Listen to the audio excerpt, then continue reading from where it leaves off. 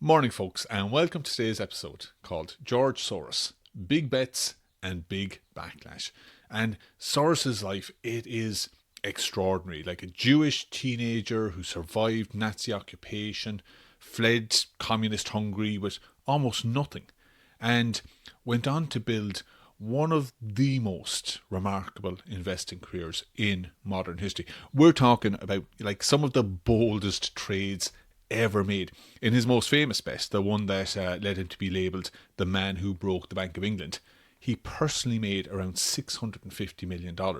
And of course, the money is only part of the story.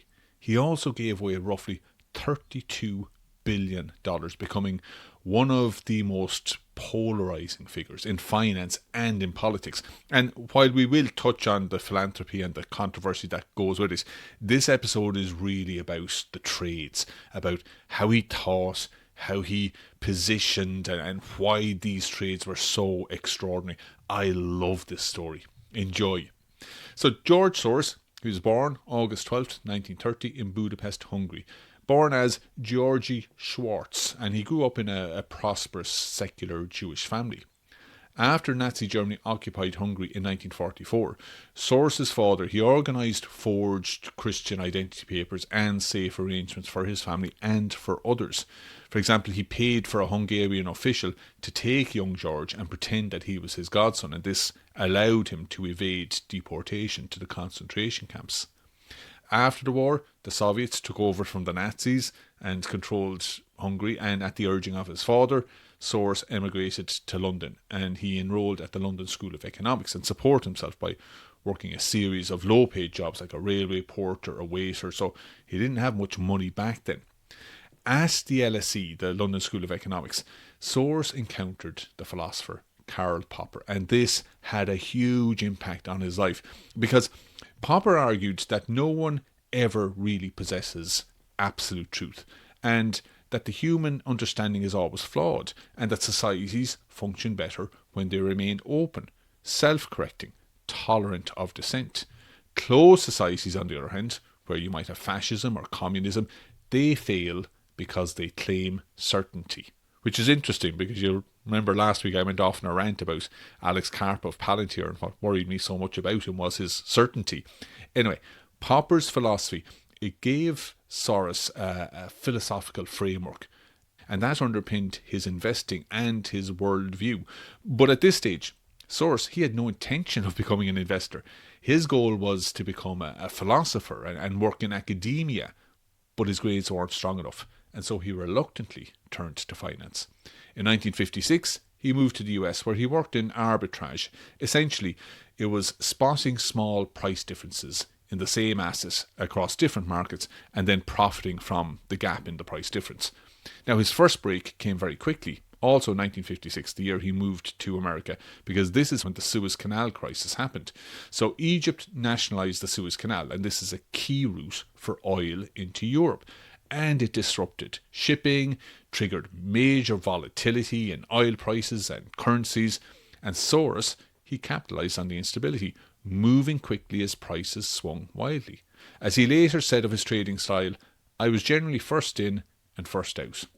And over the next 4 years, he continued to trade successfully, working at a conservative international investment firm. So we're in the early 60s now, and in terms of his personal life, Soros, he kept a very low profile. He was recently married, had 3 children. And by this stage, he wasn't mega wealthy, but he was financially comfortable. And so he takes a semi-sabbatical, spends a few years working on, I don't know whether it was a philosophy book or a treatise, but he never actually publishes this. He realises that he's actually a better investor than a philosopher. But what he does get from this sabbatical is he develops this theory called reflexivity. Now, to put simply, reflexivity is the idea that markets aren't driven just by hard facts. They're not rational. They're driven by what people think is happening. If investors believe things are improving, they buy and prices rise. That rise pulls in more buyers, and before long, the higher price starts to change reality itself, boosting confidence, shifting behaviour. The same goes when they sell. In other words, belief affects decisions. Decisions affect outcome. It's a feedback loop. And this theory was very different to the prevailing view in economics at that time, where the belief was that markets were largely rational and prices reflected these underlying fundamentals. But for Soros, reflexivity, it became central to how he traded for the rest of his career. So by the late 60s, Soros persuaded his employer to let him manage a small pool of capital on an experimental basis using this theory.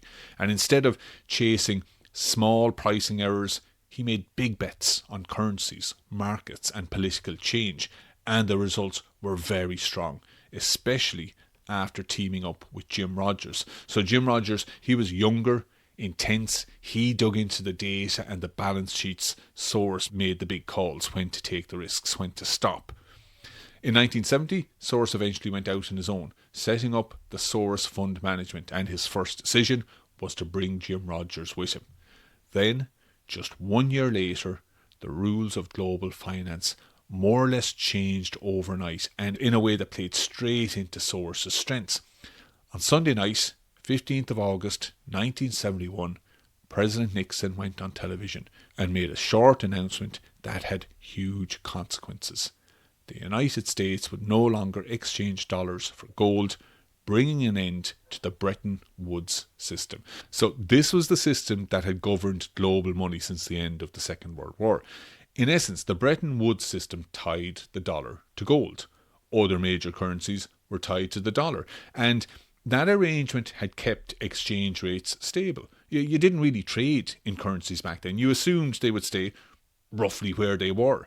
Nixon's decision broke that chain, and he did it because the US no longer had enough gold to back all the dollars in circulation. And without gold anchoring the system, gradually governments were forced to let currencies float, rising and falling based on supply, demand, and confidence. As a result, if traders believed a currency was in trouble, they sold it. That selling pushed the exchange rate down. The fall signalled weakness to others, and more traders rushed to sell, creating this self-reinforcing loop. So for Soros, this was reflexivity in practice. Like, talk about being the right person in the right place with the right theory. So he spent the next couple of years watching how currencies behave. He tested ideas with real trades, took positions, adjusted them, and learned how quickly expectations could move prices.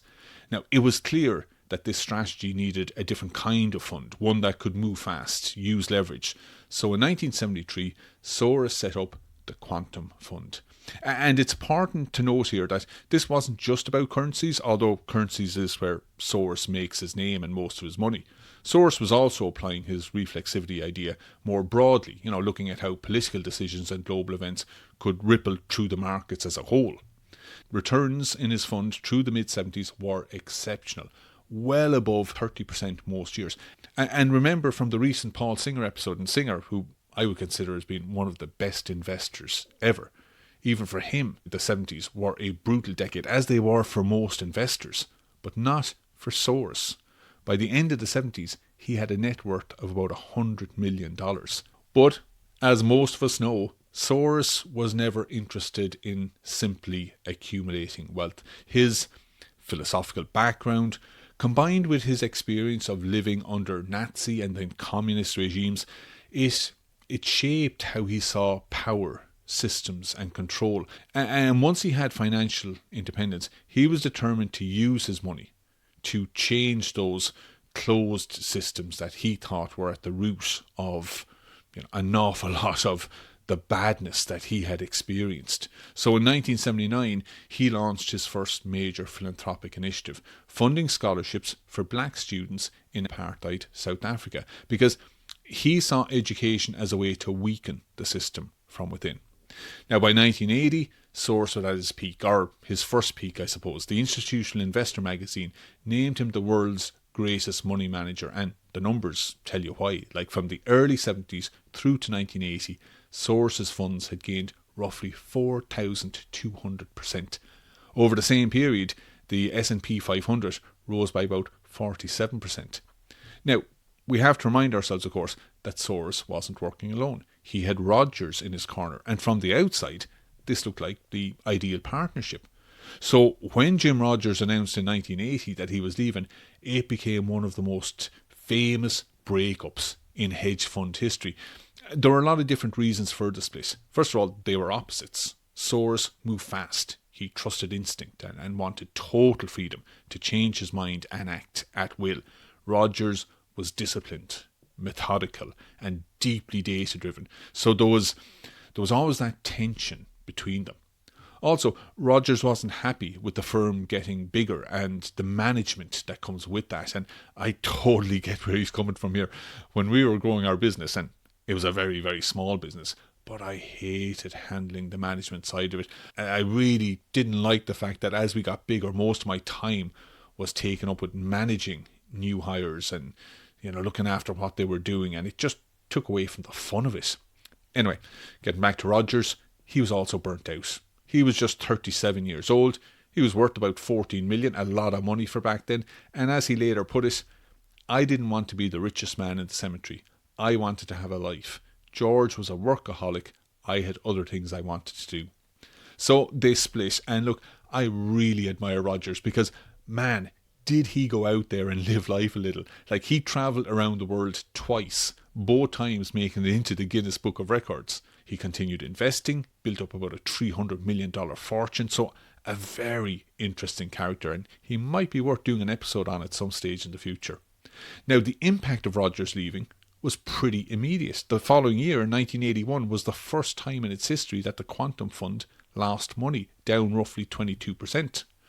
Soros stepped back from day-to-day management, and this marked the end of the first golden era of the Quantum Fund.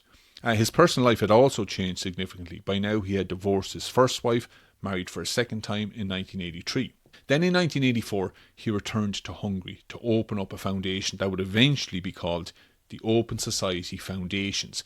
It was a network aimed at shaping public policy by promoting democracy, government accountability, and human rights. And the first initiative in Hungary, it was really deceptively simple, but I really like it. Distributing hundreds of photocopiers to universities and libraries, because in a system built on information control, the ability to copy documents freely, it was, I suppose, quietly subversive. And while Soros was semi-retired, he'd been quietly working on a huge trade. So, I love this one. For some context, at that time, US interest rates were very high, which attracted money from overseas. Foreign investors bought dollars to invest in the US, and that demand pushed the dollar higher. A strong dollar helped keep inflation down, and that made the US economy look healthy. But Soros thought the setup was dangerous because it only worked as long as foreign investors kept sending money into the US. If that flow slowed down or reversed, the dollar would fall quickly. So he bet big against the dollar and put money into the Japanese yen. For weeks, though, the dollar stayed really strong. By September 1985, Soros was $200 million underwater. Then, late on the evening of Sunday, September 22nd, 1985, everything changed. Finance ministers from the world's biggest economies, they met secretly at New York's Plaza Hotel, and they announced a joint plan to push the dollar down because the dollar had become too strong. It was hurting US exports and it was creating trade tensions around the world. The agreement, later called the Plaza Accord, it was meant to lower the dollar slowly and in a controlled way. But Soros knew that it wouldn't be controlled because this was his reflexivity theory in real time, because governments had really just told the markets which way they wanted the dollar to go. And once traders began selling dollars, then that action alone would push the dollar down in a way that encouraged more traders to sell. So in short, it wouldn't be controlled. It would be a frenzy. And Soros was proven right, because as soon as the markets opened the Monday morning after the Plaza Accord meeting, the dollar fell sharply and the yen surged. Soros wrote in his diary that week, "This has been the killing of a lifetime." By the end of the year, the fund was up 122%, and the Plaza Accord, it re-established Soros as the investor who understood how policy, belief and markets collide. But as we've seen and will continue to see, Soros wasn't infallible. Just 2 years later came Black Monday. October 19th, 1987, global stock markets collapsed. The quantum fund was heavily exposed to US stocks, and within a week, the fund was down roughly $300 million. So, like a painful reminder that even when you understand how markets behave, timing and positioning are also crucial. Now, Soros continued with his strategic philanthropy throughout the 1980s. In Hungary, his foundation supported student scholarships and emerging democratic groups, and one of those democratic groups was called Fidesz, and one of its members was a young Viktor Orban, who also got a scholarship funded by Soros. Fast forward 2010, Orban is now Prime Minister of Hungary, and advancing a political philosophy that I think it's fair to say is very much at odds with Soros's worldview. And over time, of course, the conflict between the two has escalated big time. Orban's government has run very public campaigns that portray Soros as a hidden external force. Of course, there's nothing hidden about Soros. He's very open about what he's doing. But the language and the imagery that Orban's government has used, it's fair to say that it echoes themes, I would say, long associated with anti-Semitic political propaganda. And the effects of this have extended beyond Hungary to the extent that Soros is now being viewed and recast by the right and the far right as this bogeyman. And look, I'm not going to get too much into it because there are plenty of other podcasts who cover this type of stuff. But my own take on it is pretty simple. Whatever you think of Soros politically, his philanthropy has played a meaningful role in supporting post-communist transitions, in strengthening civil society, I think in expanding access to education, and in funding initiatives around drug policy, election monitoring and marginalised communities. And look, I know not every listener will agree with my politics, and as I've always said, we can agree to disagree and hopefully still be perfectly fine with each other. And I'm also not saying that Soros is a saint. He's not. There are some question marks over some of his trades. For example, in 1988, he was involved in discussions about a possible takeover of Société Générale, a French bank. Now, he didn't get involved in the takeover. Apparently, the talk around Société Générale was very much in the public domain. He made a trade on it, made around $2 million, but regulators argued he'd acted on non-public information. Soros denied wrongdoing. As I said, he maintains that the information was very much in the public already. But after years of legal battle that stretched on more than a decade, a French court convicted him of insider trading.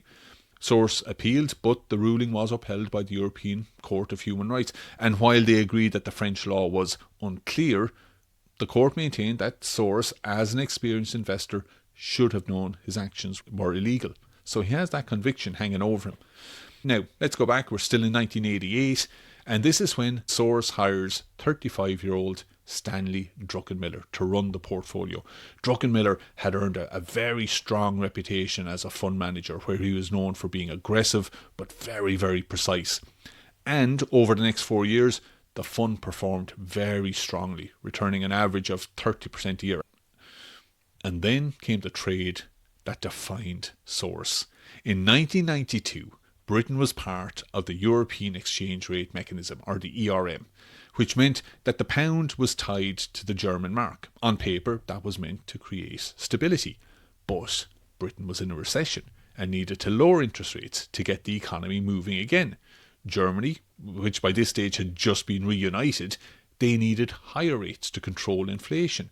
And so to keep the pound pegged, Britain had to follow Germany, even though it was bad for its own economy.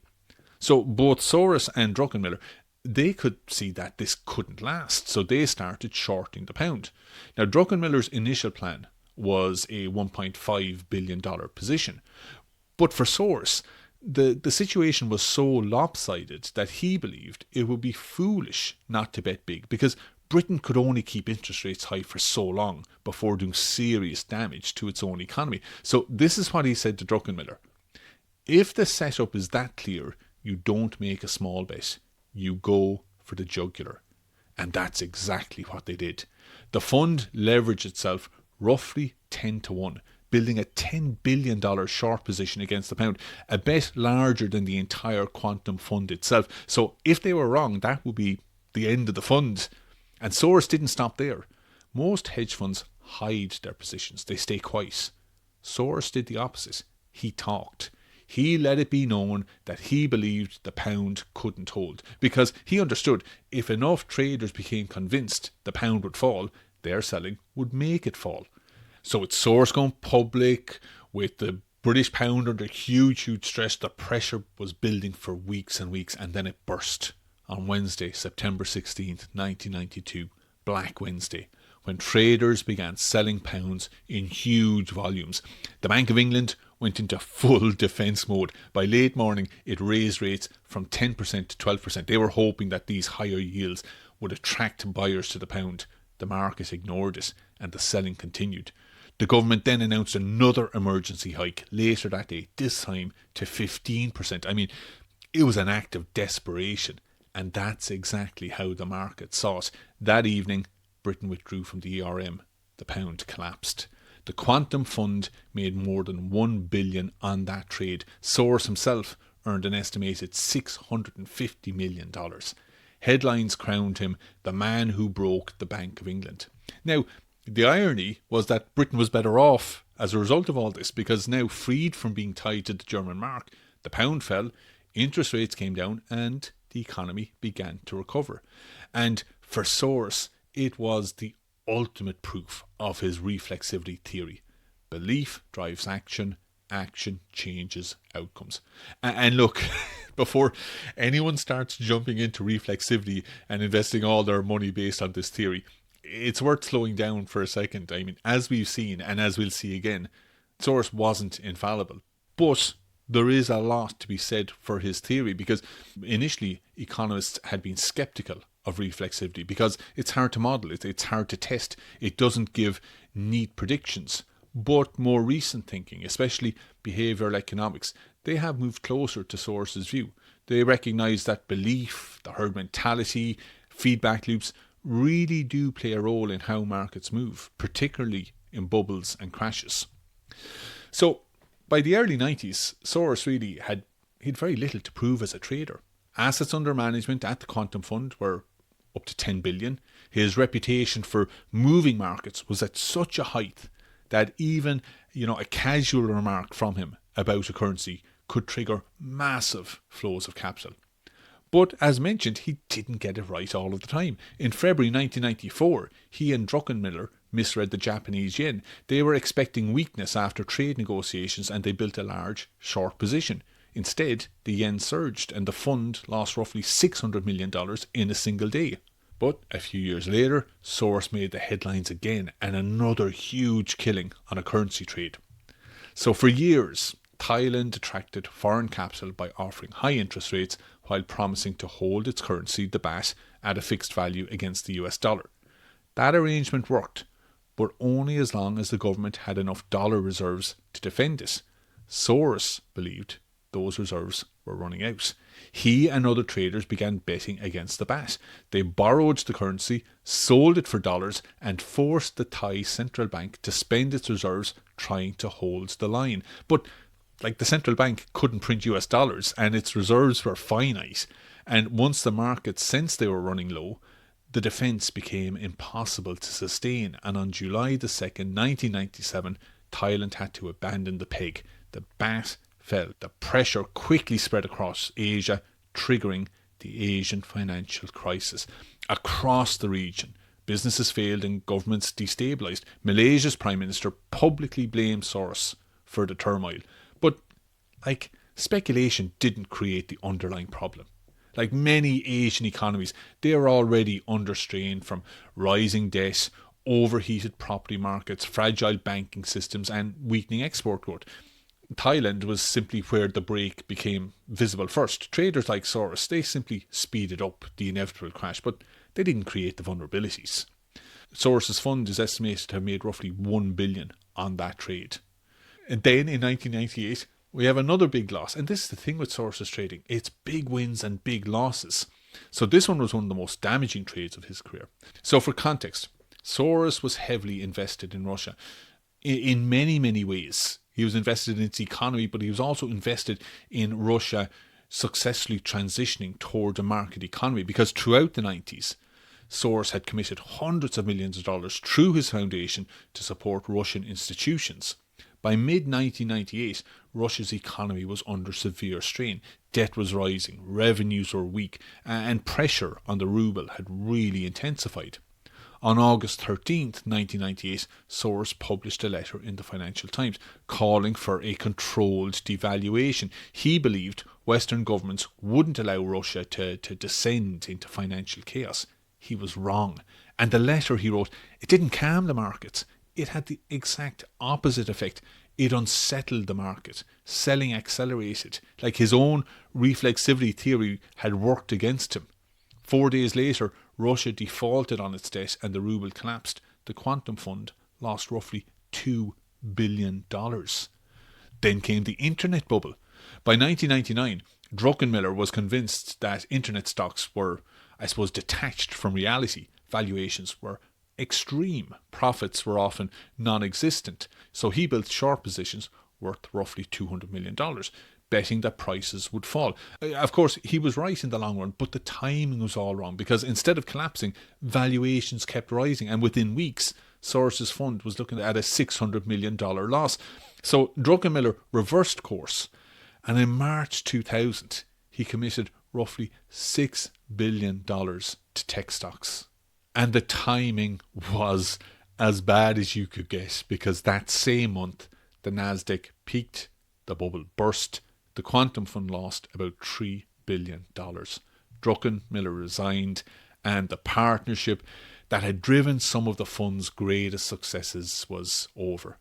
And for Soros, this marked another shift. The quantum fund, it moved away from the highly aggressive style that had defined its earlier years, and it started placing greater emphasis on protecting capital rather than, constantly making large, high-risk bets. But while his trading career largely took a backseat to his philanthropy, he continued to make huge amounts of money. He correctly predicted the 2008 financial crisis and gained significantly from it. In 2011, he closed his fund to outside investors, and it became a private family office. And it's clear that he was making good profits, because in 2017, he transferred $18 billion of his fortune to the Open Society Foundations, one of the largest philanthropic transfers ever in history. And it still left him with a personal fortune of $8 billion.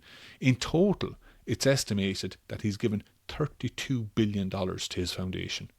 In 2023, he handed control to his son Alexander, and at the time of recording this episode, Soros is still alive and is 95 years old.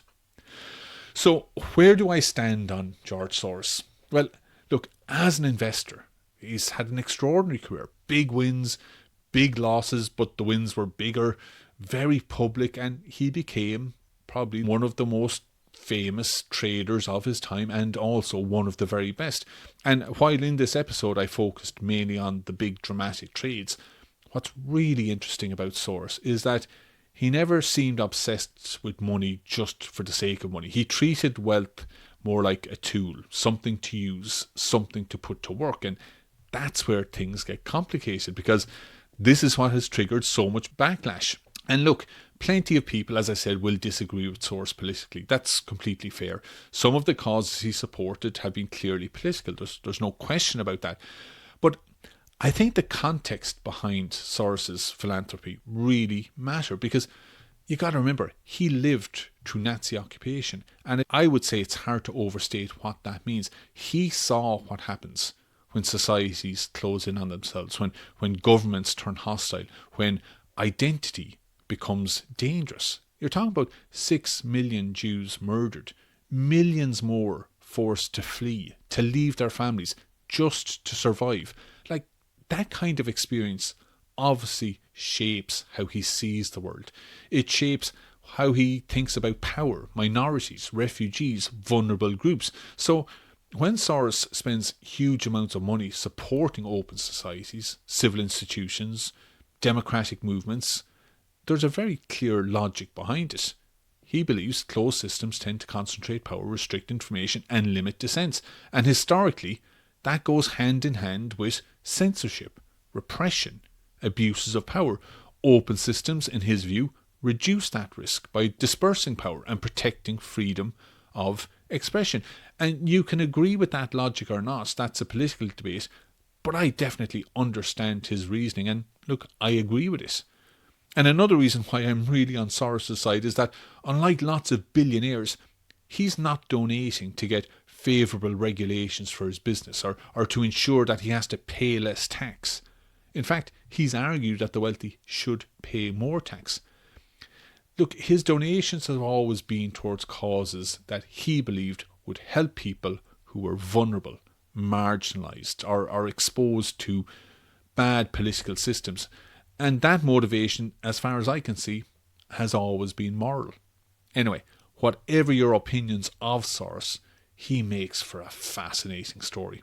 And that brings us to listeners' emails. And this one comes from Peter, who would love to hear an episode on the robber barons from the late 19th century. And Peter, that's a great suggestion. There are so many great characters from that time in history. And I'm actually in the middle of a story that takes place around that time, which I'll be recording in the next few weeks. Thanks so much for listening, Peter, and for the suggestion. And remember, if you have any comments, any corrections, or any story that you'd like me to cover, email me at info@gbspod.com. All the best, folks.